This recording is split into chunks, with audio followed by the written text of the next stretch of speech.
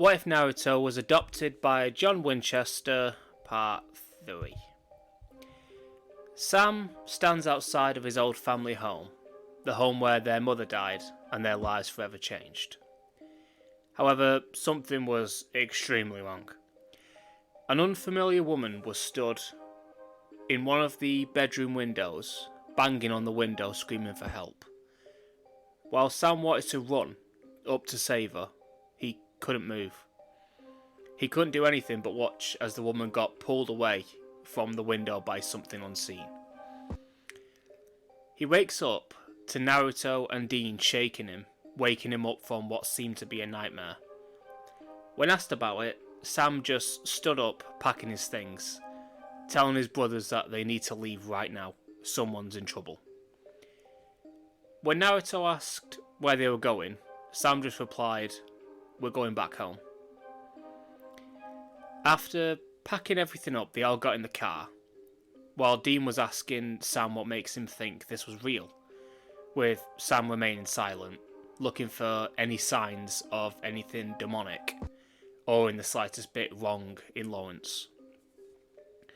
When Dean asked again, Sam told him that he had dreams like this before, days before Jessica died.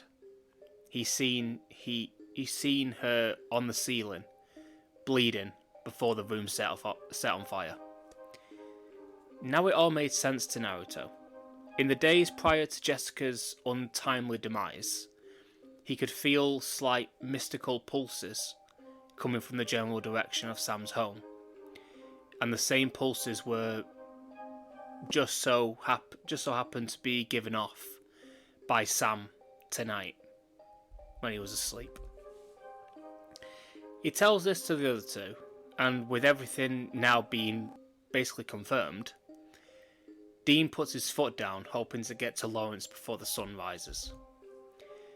The whole time though, Naruto was playing back the sensation of the pulses, noticed to himself that it had a similar feeling to the demonic presence he felt when Jessica died. But he keeps this to himself, rationalizing it, saying it must be a coincidence. After all, he's getting a better handle on them, but he's not too practiced with his magic. When they get outside of their old house, not one of them moves or even says anything. Dean was thinking about the last night him and Sam were there when their mother died.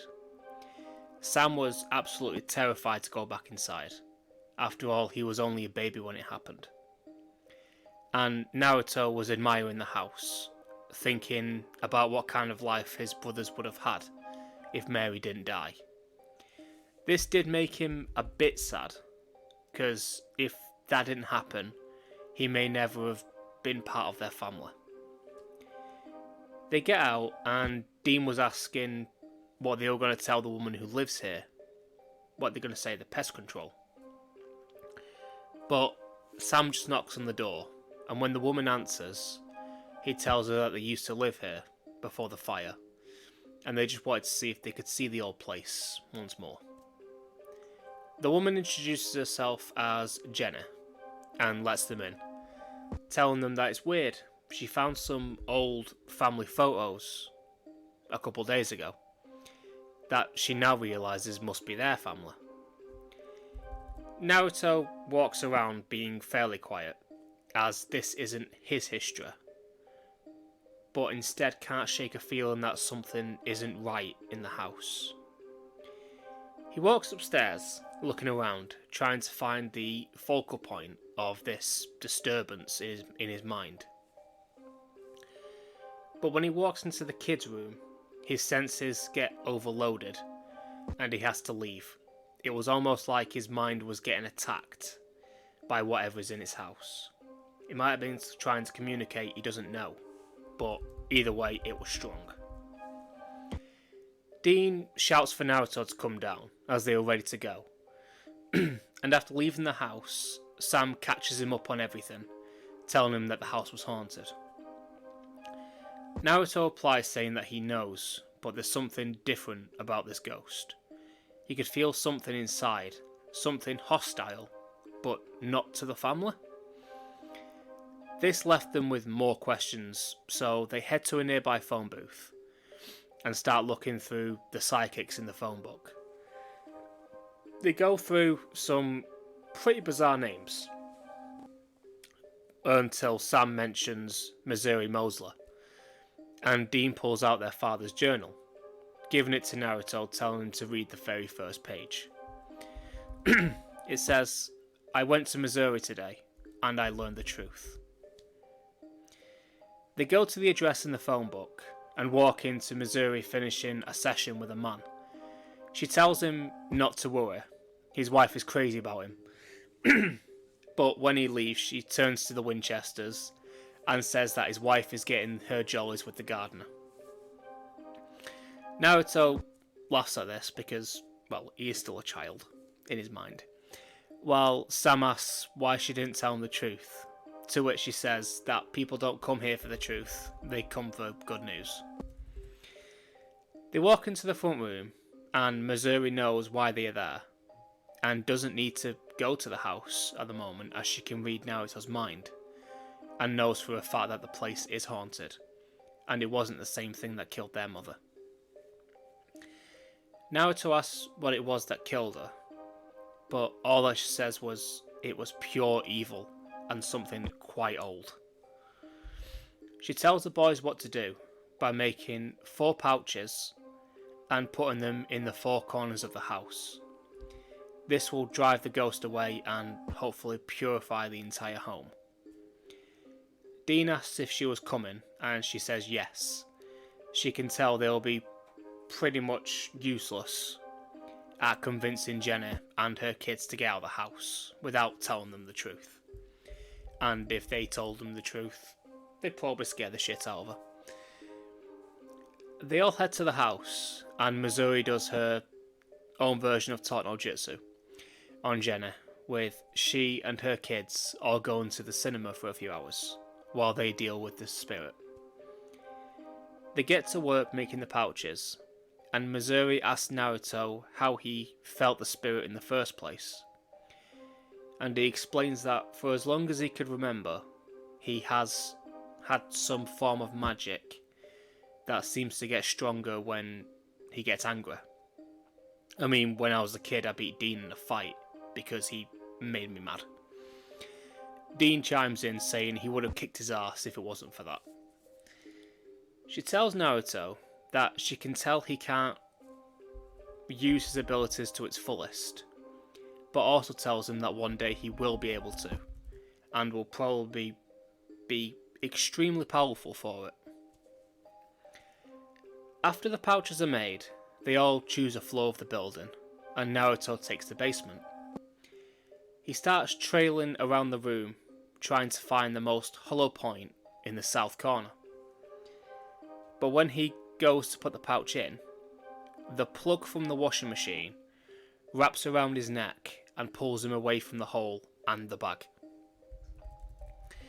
While fighting against the wire, Naruto tried to move his way forward, but every time he did, he was thrown back into the wall, with the wire getting tighter, depriving oxygen from his brain. Before he was about to pass out, Naruto could feel a stir inside of him, and his eyes focused and changed due to his anger. I mean, I think I'd be pretty pissed off if someone was choking me without consent. He then sees the outline of a man who was pulling on the rope. Naruto extends his hand towards the bag, which rose into the air and slammed itself into the wall, shooting out a burst of energy, seemingly destroying the spirit. Everything was still and peaceful until a loud bang came from the top floor, the room where Sam was. The ghost wasn't destroyed. Naruto runs up the stairs, following Dean to go and save their brother. But when they get there, they see a person on fire walking directly towards Sam, quite slowly. And Naruto knows now what the feeling he had in his mind the last time he was here was this person. It was a warning to leave the house. Sam tells him not to attack. He can see her now. The flames dissipate, and there stands a woman that Naruto didn't know. And when he asked who it was, Dean stutters, saying that that's their mother. Mary smiled at her two children, but looked at Naruto in confusion, not knowing who he was. This was the first time Naruto truly felt like an outsider. He never met his adopted mother. He got upset, especially as Dean had told him what she was like. He wished he got a chance to know her. She turned away, telling the ghost to get out of my house and let go of my son. She then erupted into flames, the fury of a mother trying to protect her child. After it was all over, they explained it to Jenna, who just got back from the cinema, and the place is an absolute mess. They tell her it's all over, and that the spirit has been taken care of.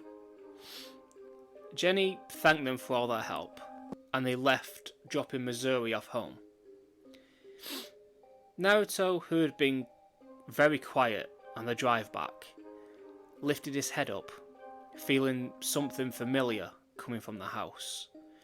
But when he starts homing in on the source that he felt, Dean started driving away, putting on the radio, heading to the next town.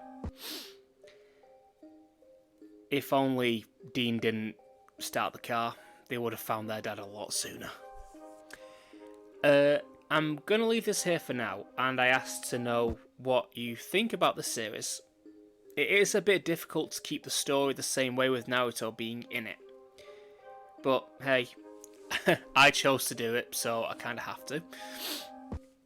But anyway, like and subscribe if you want, and while you're at it, you might as well hit the bell so you know when I upload next. And with that being said, I'll see you all later. Bye.